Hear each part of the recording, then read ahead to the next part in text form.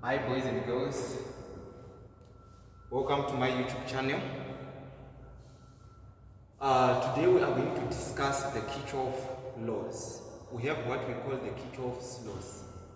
Actually, these laws are important because we are going to use these laws, and we have been using these laws in the previous questions to solve circuits. So these Kirchoff laws are important. So there are two laws. There are two laws. Okay? Laws. We have what we call Kirchoff's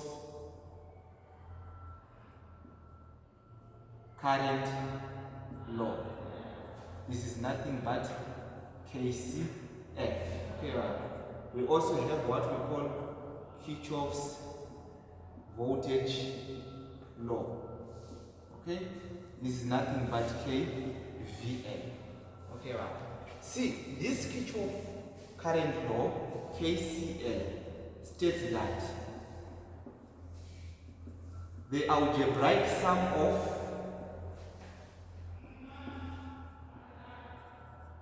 currents entering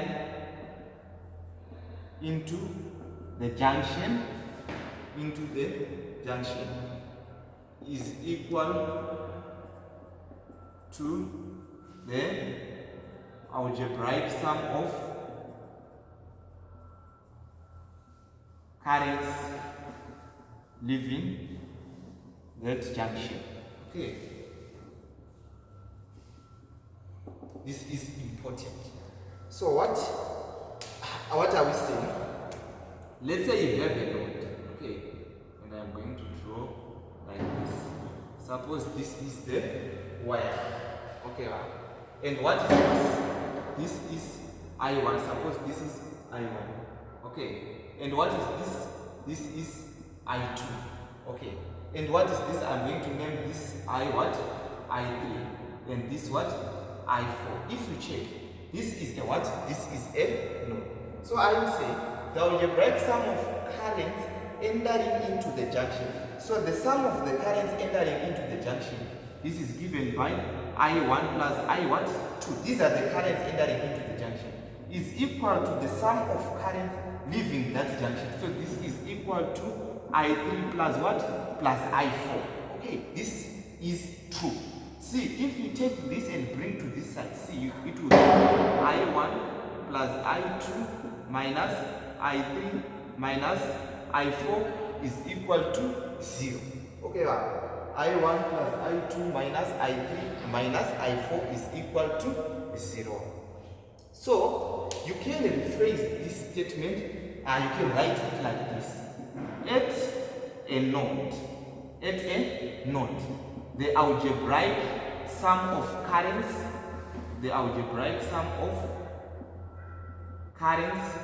is what? Is 0. Okay, this is important. This is also true. At a node, if you sum up the currents at a node, the answer is what? Is 0. Okay, mathematically we are saying the summation of currents at a node is equal to 0, where n is equal to 1 up to n. This is important. You have many currents, I1, I2, I3, I4, up I5, I6, I7, up to n. Okay, you sum up the currents I1 plus I2 plus I3 plus I4 plus I5. The answer should be equal to 0. This is important. The sum of incoming currents is equal to the sum of what? Of ongoing currents. This Kirchoff's current law is based on the principle of conservation of energy. Charge. Based on the principle of conservation of what? Of charge. This is based on the principle of conservation of what? Of charge. The other thing that you are supposed to know, this Kirchoff's current law is used in what?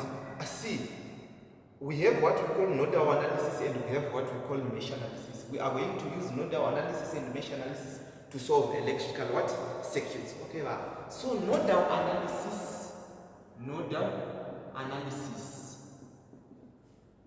makes use of what we call Kirchoff's current law.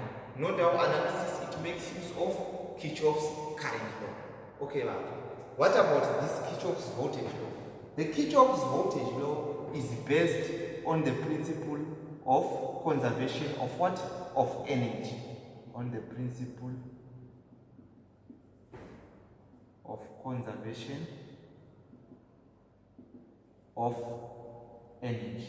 Okay, this is important. And it states what?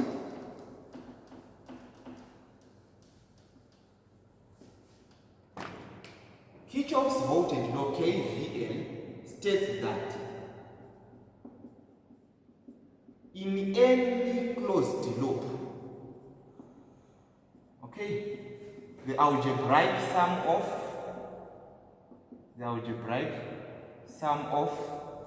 potential differences, the algebraic sum of potential differences is equal to the algebraic sum of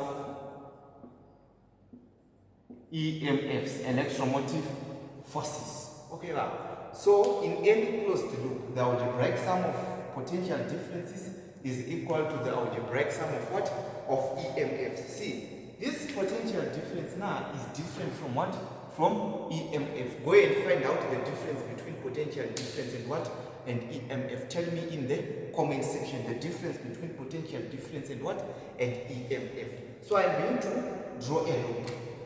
I'm going to draw a circuit. Okay, this is the circuitry that I'm drawing. Okay, and suppose here I have a battery.